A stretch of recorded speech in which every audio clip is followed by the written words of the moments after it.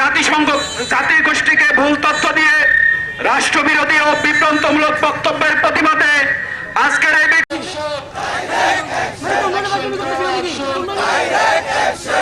সাম্প্রতিক সময়ে জাতিসংঘ স্থায়ী ফোরামে যে অগাস্টিনা চাকমা এবং চঞ্চলা চাকমার বক্তব্য, যে বিভ্রান্তিমূলক রাষ্ট্রদ্রোহী যে বক্তব্য দিয়েছেন তারা, এই বক্তব্যের প্রতিবাদে আজকের এই বিক্ষোভ মিছিল আমরা প্রতিবাদ সমাবেশ উপস্থিত হয়েছি। আপনারা জানেন অগাস্টিনা চাকমা এবং চঞ্চলা চাকমার বক্তব্যে জাতিসংঘে তারা বলেছিল যে সেনাবাহিনীর কারণে তারা নিরাপত্তাহীনতায় আছেন।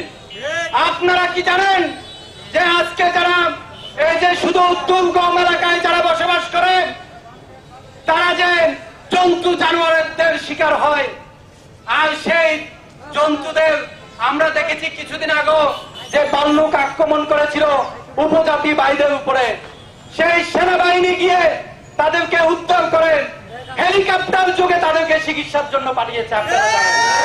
আমি স্পষ্ট করে বলে দিতে চাই, অগাস্টিনা চাকমা সন্তলার মারনাথনে সহকারে যারা এই চক্রান্তের সাথে জড়িত, আমার দেশপ্রিয় সেনাবাহিনীকে নিয়ে চক্রান্ত করছেন, আমার